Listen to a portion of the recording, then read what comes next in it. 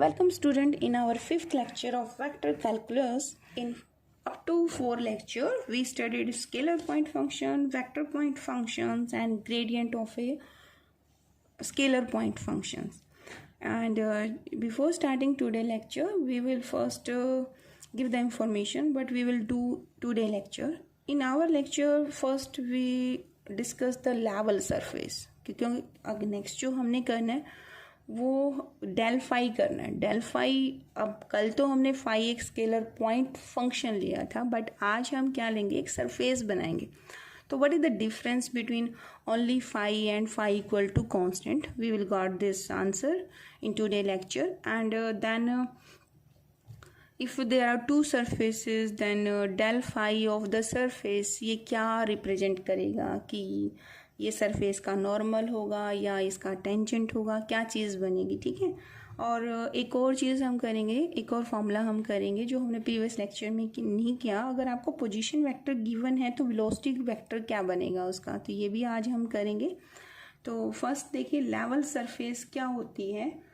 तो for a continuous scalar point functions जो हमने फाई लिया है एक्स वाई जेड, अभी लास्ट लेक्चर में भी लिया था phi, that is function of X Y and Z. तो फाई एक कंटिन्यूस स्केलर पॉइंट फंक्शन है defined in a region R. ठीक है, इन स्पेस के अंदर हमारा पॉइंट है. तो इस सरफेस में the set of all points satisfy the equation. अब वो इक्वेशन क्या है, that is my level surface, यानी कि phi X comma Y comma Z is equal to constant. तो ये जो सरफेस बनेगी ना अपनी, this is surface is known as level surface. देखिए क्या बना, यानी कि व्हाट आई एम सेइंग कि फाई कंटिन्यूस है, स्केलर पॉइंट फंक्शन है. ठीक है, रीजन आर इन स्पेस, कोई स्पेस के अंदर आपके पास एक रीजन गिवन है, उस रीजन के अंदर आपने एक स्केलर पॉइंट फंक्शन लिया. अब ये जो चीज है ना, the set of all points जो इस इक्वेशन को सेटिस्फाई करते हैं, यानी ये आपकी कोई ना कोई सरफेस बनेगी. और इस सरफेस की क्या क्वालिटी है, जितने भी आपके पॉइंट्स बनेंगे, जो भी पॉइंट्स बनेंगे, इन सभी पॉइंट्स पर ये अगर सरफेस आपकी कोई बनती है तो हर एक पॉइंट पर वैल्यू ऑफ फंक्शन क्या आएगी, दैट इज योर कांस्टेंट. तो ये जो सरफेस बनी बच्चों आपकी, जो ये सेट ऑफ ऑल पॉइंट्स हुए, तो ये जो सरफेस है this is known as your. Now the क्या लेवल सरफेसेस अगर आपके कांस्टेंट डिस्टिंक्ट कर दिए जाएं तो क्या वो इंटरसेक्ट करेंगी. तो क्वेश्चन आपका है कि अगर दो लेवल सरफेसेस वैल्यूज डिस्टिंक्ट हैं तो वो कभी भी इंटरसेक्ट नहीं करेंगी. तो two level surfaces, this one and this one, do not intersect. ठीक है. तो कोई एग्जांपल ऑफ लेवल सरफेस का अगर हम लेना चाहें, तो अगर मान लो हम एग्जांपल लेते हैं कि phi X Y and Z, ये जो फंक्शन है दिस डिनोट द, ये रिप्रेजेंट करता है आपका, मान लो टेम्परेचर को करते हैं, दिस रिप्रेजेंट द टेम्परेचर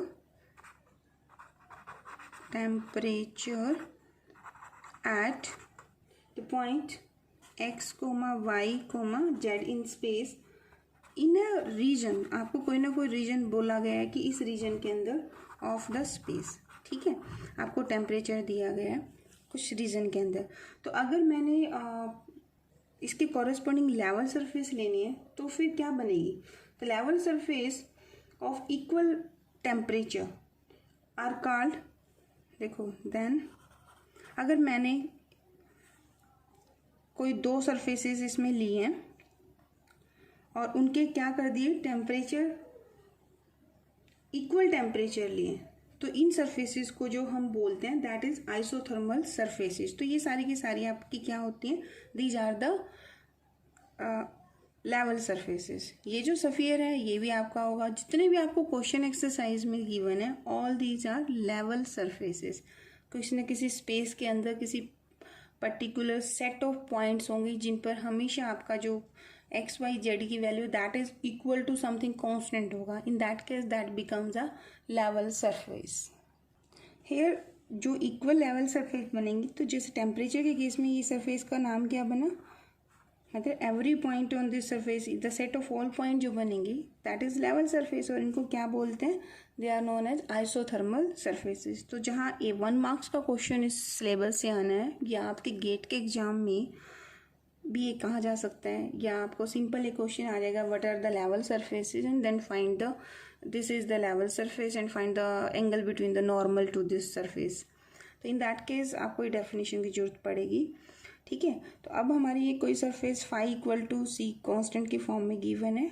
तो लास्ट में हमने किया था ग्रेडियंट ऑफ फाई।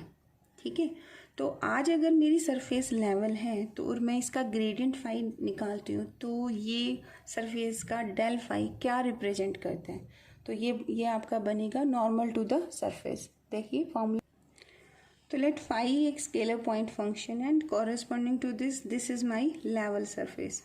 ठीक है, इसमें और इसमें क्या फ़र्क है बच्चों, दिस इज एक इक्वालिटी इक्वेशन आ जाएगी, यहाँ पर कांस्टेंट होगा।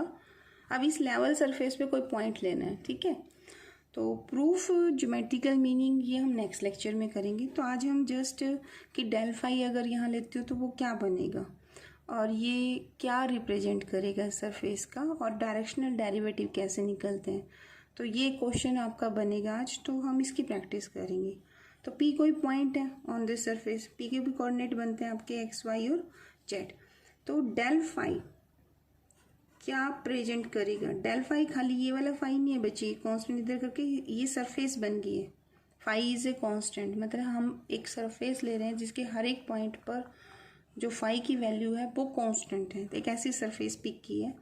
तो डेल फाई अगर मैं निकालती हूँ तो ये क्या रिप्रेजेंट करता है, डेल फाई आपका होता है, del phi is a normal to the surface. अब सरफेस कौन सी है, फाई या phi equal to constant to the surface. आपको किसी ना किसी पॉइंट पे आपका नॉर्मल निकलेगा, तो del phi is a normal to the surface at point P। Normal to surface कौन सी है आपकी, phi of X Y Z is equal to C, और उसके ये चीज़ यहाँ है। ठीक है, तो del phi is normal to the surface. Surface कौन सी है, जो आपकी गिवन है, किस पॉइंट पर, जो P पॉइंट है। जब हम क्वेश्चन करेंगे तो एक सरफेस दे देंगे आपको और ये कहा जाएगा कि सरफेस का नॉर्मल निकालो। समटाइम एग्जामिनर कहता है यूनिट नॉर्मल निकालो। तो n hat, this is what I'm saying, this is unit normal to the surface phi equal to c at P। अब बताओ इसका फॉर्मूला क्या बनेगा। अगर आपने फर्स्ट लेक्चर लगाया है तो आप बता दोगे। देखो नॉर्मल तो आपको मिल चुका बच्चे, तो इस वेक्टर को इसी के मैग्नीट्यूड से इस पॉइंट पर, अगर ये पॉइंट की वैल्यू 1 2 3 ऐसा कुछ गिवन है, तो पॉइंट पुट करने के बाद आप इसमें क्या करेंगे, इस वेक्टर का मैग्नीट्यूड निकाल देंगे और जहाँ आपका पॉइंट है वहाँ पर आप पॉइंट पुट कर देंगे। तो you got the unit vector. ठीक है, क्वेश्चन कुछ इस तरह से भी पूछा जाएगा कि दो सरफेस दे दी जाएगी और ये कहा जाएगा कि इन सरफेसेस के नॉर्मल के बीच में एंगल निकालो। तो क्या लॉजिक आप यूज़ करेंगे, अगेन फर्स्ट लेक्चर जो हमने किया था cos थीटा का फॉर्मूला। तो first you will find the normal to the both surfaces and then find the angle between them. देखिए क्वेश्चन है इसका, statement is find a unit normal vector to the surface X cube plus Y cube plus Z cube X cube plus Y cube plus 3xyz is equal to 3 at the point 1 2 and -1। अब आपको देखना है आपको कौन सा formula लगाना है। तो जस्ट ऊपर वाला ये देखो, ये आपका फाई फंक्शन हो गया and this is the value of constant. तो this is your level surface here and this is the P point. तो आपको क्या करना है, यानी कल वाला लेक्चर भी लगाना पड़ेगा इसमें, del phi. What is your phi here, this value is phi. तो सॉल्यूशन कैसे करेंगे हम इसका, आप क्या कहेंगे, here phi is equal to, phi क्या ले लेंगे, X cube plus Y cube plus 3xyz। ठीक है, आप कह सकते हो this is our level surface and this is equal to constant c। In this question constant की वैल्यू इज इक्वल टू 3। तो जल्दी से इसका डेल फाई निकालिए। तो what is the value of del phi? Del phi is equal to I curly by curly of X plus J curly by curly of Y plus K. ये कौन है? ये आपका डिफरेंशियल ऑपरेटर डेल है, ठीक है। ऑपरेट किसे करना है? I want to operate our phi. तो क्या वैल्यू बनी थी? This is i curly by curly of X, you will put here phi plus here j curly by curly Y and this is phi plus k curly by curly Z of phi. अब मुझे बात बताइए कि curly phi by curly of X ये value क्या है? This is curly by curly x of x cube plus y cube plus 3xyz. ठीक है, तो what is the derivative of x cube with respect to x? This is 3x cube and this is plus 3yz. Then curly phi by curly of y. This is curly by curly of y. Again x cube plus y cube plus 3xyz. This is equal to 3y square plus 3xz. Curly phi by curly of z. This is curly by curly z of क्या बनेगा बच्चों? x cube plus y cube plus 3xyz is equal to 0. तो यहाँ क्या बनेगा? 3xy. Put all these values here, then put the points. या directly you can calculate the point. Point का value क्या है आपकी? 1, 2 एंड -1। आप चाहें तो ये पॉइंट डायरेक्ट भी पुट कर सकते हैं, जस्ट यहाँ पे ऐसे कैलकुलेट कर लो। Curly phi by curly of X किस पॉइंट पर? 1, 2, -1। तो कितनी वैल्यू बनी है आपकी? This is 3 plus 3। वाई की वैल्यू कितनी है बच्चों? 2 और जेड की वैल्यू 1, तो -2 -6, तो this is -3। And curly phi by curly of Y at point, क्या पॉइंट है? 1, 2 एंड -1 कर दीजिए वैल्यू। 2 2 जा 4, 3 जा 12 प्लस माइनस हो जाएगा x की वैल्यू 1, z -1 तो -3, this is 9। And here curly phi by curly of z at point 1, 2 and -1, this is equal to, आपने x1 पुट करना है और y की वैल्यू 2, तो 3 2 जा 6। Put all this values in this formula. तो आपका फार्मूला थोड़ा चेंज हो गया, हमें पॉइंट पे निकालना था ना। तो डेल फाई, यहाँ लाइन ड्रॉ करनी है, इसका क्या मतलब होता है? This its meaning is value of del phi at point P. Point क्या है? 1, 2 और -1। तो पुट ऑल दीज वैल्यूज। तो यहाँ पे ये curly phi by curly X at this point बन जाएगा और उसकी वैल्यू कितनी है? -3i curly phi by curly Y at this point कितना है? That is 9j plus curly phi is 6 of k। ठीक है, अब नेक्स्ट क्या करो? इसका मैग्नीट्यूड कैलकुलेट करो। इसकी नोटेशन कर लो बच्चे। ये n वेक्टर हो गया, ठीक है। मुझे क्या निकालना है? Unit normal. तो यूनिट नॉर्मल क्या आएगा? जो ये n वेक्टर आया इसी को इसके मैग्नीट्यूड से डिवाइड कर दो। तो what is the magnitude here? n vector magnitude क्या बनेगा? स्क्वायर रूट ऑफ -3 का स्क्वायर इज 9, 9 का स्क्वायर इज 81, 6 का स्क्वायर इज 36। तो इसका मैग्नीट्यूड देखो कितना आता है, इसका स्क्वायर रूट करो तो ये 9 126 बना, तो 314। तो what is the unit vector? Put this value in this expression. तो required unit vector is equal to -3i plus 9j plus 6 of k divided by 3 under root of 14। तो यूनिट वेक्टर क्या बनेगा आपका? -i plus 3j plus 6 of k divided by under root of 14। और more thing आप यहाँ ले सकते हैं, जैसे क्वेश्चन की स्टेटमेंट आपकी थी,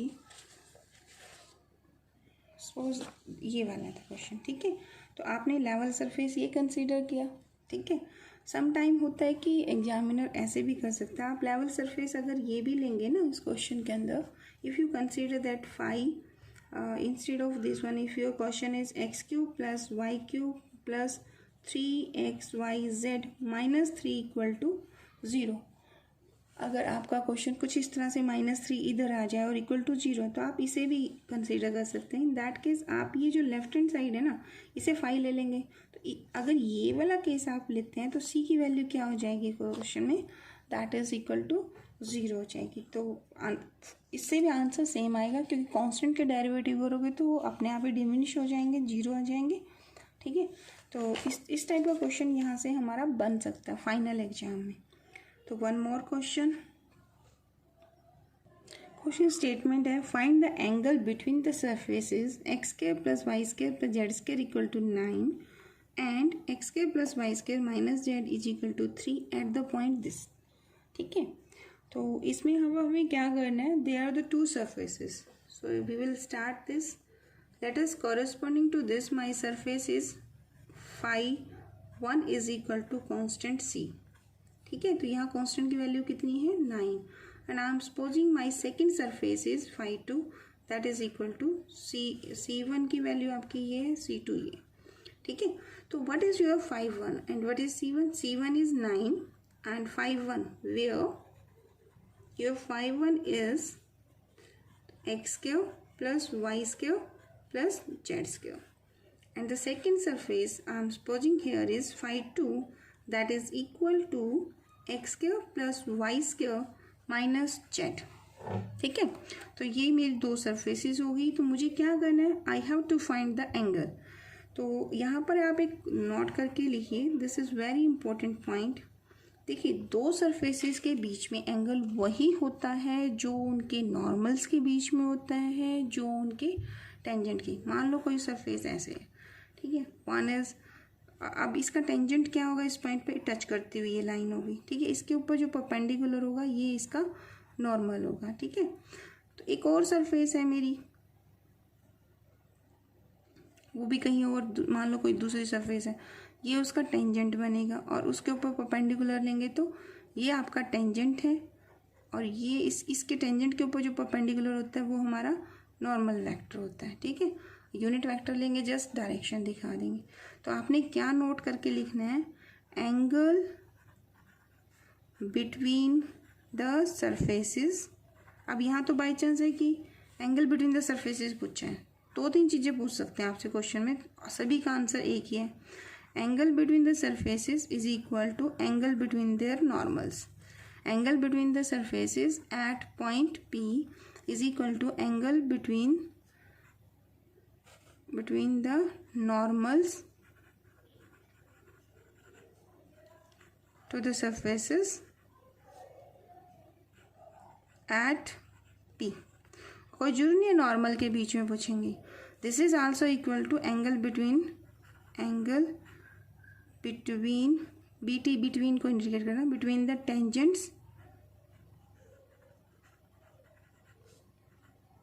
टेंजेंट्स ऑफ द सरफेसेस। अब पॉइंट इनका दोनों का क्या है, एक है, सरफेसेस एट पॉइंट P, यानी जहाँ इंटरसेक्ट कर रही हैं उस पॉइंट पे, तभी तो उनके बीच में एंगल बनेगा आपका। जब वो सरफेस करेंगे, टच ही नहीं करेंगे तो फिर एंगल कैसे होगा। ठीक है, तो आपने, चाहे आप टेंजेंट पूछा जाए, चाहे आपको नॉर्मल के बीच में एंगल पूछा जाए या सरफेसेस के बीच में एंगल पूछा जाए, तो आपने क्या करना है, you have to calculate the del phi 1। यहाँ आप निकाल लेंगे डेल फाई 2। ये डेल फाई 1 क्या है, this is my normal first to the normal to my first surface and this is normal to, यानी कि normal to my second surface. अब ये सिंपल क्वेश्चन बन गया है। तो ये लेक्चर फर्स्ट में हमने किया था, तो this is homework to you. In the next lecture we will do this. इतना इसकी प्रैक्टिस कीजिए। आपको ये क्वेश्चन मैंने ऑलरेडी करवा दिया है, तो आपने जस्ट करना क्या है, आपने डेल फाई निकालना है और उस पर पॉइंट, इस पॉइंट पर वैल्यू निकालनी है, इस पॉइंट पर वैल्यू, फिर del phi 2 at this point निकालना है। तो हम इसको नॉर्मल 1 कंसीडर ही से कर लेते हैं। Let del phi 1 at the point 2 - 1 and 2 is n1 vector and this is 2 - 1 and 2 vector। ठीक है, here you will got a Cartesian formula as in my previous example। फिर आपने क्या करना है, you will say that theta is the angle between the surfaces, और cos theta का formula आपने देखना है जो मैंने फर्स्ट लेक्चर में लिखवाया था, उसमें मैंने यहाँ कुछ मैग्नीट्यूड निकाल के किए हुए हैं, तो this is homework to you. ठीक है, नेक्स्ट लेक्चर में we will complete this one. Thank you.